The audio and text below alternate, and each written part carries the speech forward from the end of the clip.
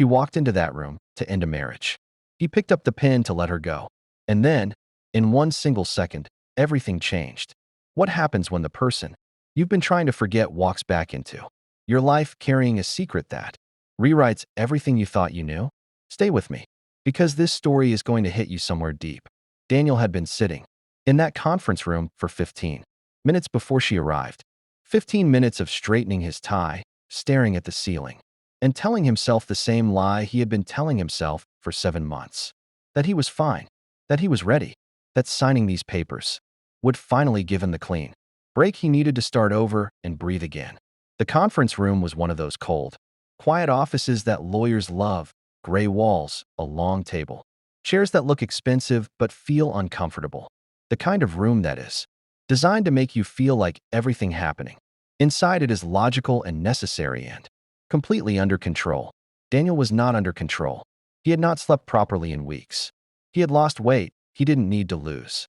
He had spent 7 months replaying the night Mara left, the argument, the slammed door, the sound of her car pulling out of the driveway, and trying to figure out the exact moment things went so wrong that they couldn't be fixed. He never figured it out. That was the worst part. His lawyers set the papers in front of him. Final divorce documents. 8 years of marriage, first dates and inside jokes and lazy Sunday mornings and whispered promises, all of it reduced to a stack of papers, waiting for 2 signatures. Daniel picked up the pen, and then the door opened. Now here is where I need you to really picture this moment, because it isn't just a dramatic scene in a story. This kind of moment, the kind where life completely blindsides you, happens to real people every single day. Maybe it has happened to you. Maybe you know someone it happened to. You think you are ready for something. You have mentally prepared, emotionally prepared, told everyone around you that you are fine. And then one single moment walks through the door and dismantles every wall you built. That is exactly what happened to Daniel. Mara walked in wearing a gray coat. Her hair was pulled back. She was holding a leather folder against her chest like a shield, chin lifted the way she always held it when she was trying to look stronger than she felt. Her eyes found his immediately across the room, and in those eyes he saw something he recognized instantly: fear. And then his gaze dropped lower. The gray coat, the way she was holding the folder so carefully, the unmistakable curve of her stomach beneath the fabric. Daniel's brain did the math before his heart had a chance to catch up. 7 months. She had been gone for exactly 7 months. The pen slipped out of his fingers and hit the table. Nobody in that room moved. His lawyer stopped talking mid-sentence. The court reporter looked up from her keyboard. Even the air conditioning seemed to go quiet. Daniel just stared. Let me pause here and tell you something important. Because what Daniel was feeling in that moment is something that science actually has a name for. When the human brain receives information that directly contradicts what it has been preparing for, it triggers something called cognitive dissonance.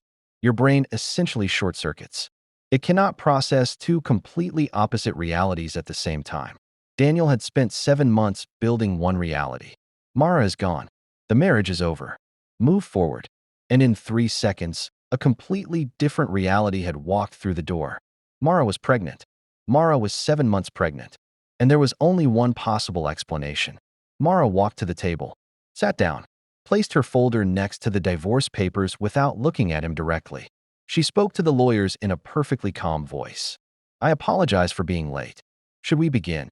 And that calm, composed, completely controlled response is what finally snapped Daniel out of his silence. Mara. She didn't look at him. Mara. Louder this time. Daniel. Her tone was sharp. A warning. The kind of tone that says, not here, not now, don't you dare. But Daniel was past the point of following warnings. Look at me, he said. She looked at him. And for just 1 second, one single unguarded second, the composure cracked. Just slightly. Just enough for him to see what was underneath all that carefully constructed calm. Exhaustion, loneliness, and something else that he hadn't seen on her face in so long he had almost forgotten what it looked like. Vulnerability. How long? He asked. His voice had dropped to almost a whisper. The room was so quiet you could have heard a heartbeat. She pressed her lips together. That is not relevant to today. How long, Mara? A pause that lasted forever. 7 months, she whispered. Now I want you to think about what that answer meant. Not just the number. The number meant that Mara had known she was pregnant when she left. or she had found out shortly after. Either way, she had spent 7 months carrying this secret, alone, raising appointments and decisions, and fears completely by herself. Never calling, never telling him. Why would someone do that? This is a question that a lot of people ask when they hear a story like this. Why would she hide it? Why wouldn't she just tell him? And the answer is complicated, but it is also deeply human. When a relationship breaks down, really breaks down, the kind where both people have said things they can't take back and done things they can't undo, trust disappears. And when trust disappears, people stop believing that the other person is capable of showing up for them, even when they desperately need them to. Mara didn't tell Daniel because she didn't believe he would be there. She had decided, somewhere in those 7 months of silence, that it was safer and less painful to do this alone than to reach out and be disappointed again. That decision cost her everything. Daniel stood up slowly. His lawyer said something. He didn't hear it. He walked around the table, and Mara took one small step back, her hand moving instinctively to her side. A protective gesture so natural. She probably didn't even realize she did it. He stopped directly in front of her, close enough to see that her eyes were wet even though she was absolutely refusing to let a single tear fall, close enough to see how tired she was. Not just physically tired, though that was there too, but the kind of tired that settles into your bones when you have been carrying something heavy for too long with no one to help you hold it. Why didn't you tell me? He asked. Because it doesn't change what happened between us. It changes everything. Daniel. It changes everything, Mara. His voice broke on her name. He looked down at her hand resting against her side and then back up at her face. Were you going to disappear forever? Raise our child alone and never say a word to me? She looked away. And that look, that silent, ashamed, exhausted look, told him everything. Yes, that had been the plan. He reached out slowly. His hand came to rest gently against her stomach. And he felt it. A small movement. Barely anything. But real. Completely real. Something inside Daniel. Something that had been locked and frozen and carefully protected for 7 months. Broke completely open. Here is something that researchers who study human connection have found consistently. Physical touch, especially in moments of emotional crisis, activates something in the brain called the oxytocin response. Oxytocin is sometimes called the bonding hormone. It's the same chemical that floods your brain when you hold a newborn baby or hug someone you love after a long time apart. What Daniel felt when he placed his hand on Mara's stomach wasn't just emotion. It was biology. It was his entire nervous system recognizing something that his brain had not yet fully processed. This is mine. This is ours. This is real. And no amount of legal paperwork was going to change that. I'm not signing those papers, he said. His voice was quiet, but there was nothing uncertain in it. No hesitation. No wavering. The man who had walked into that conference room 15 minutes ago, the one who had straightened his tie 3 times and rehearsed being okay, was completely gone. You don't have a choice, Mara said. I have every choice. He looked at her steadily. And so do you. But I am asking you, please, don't walk out of this room the same way you walked out of our house. Her composure finally broke.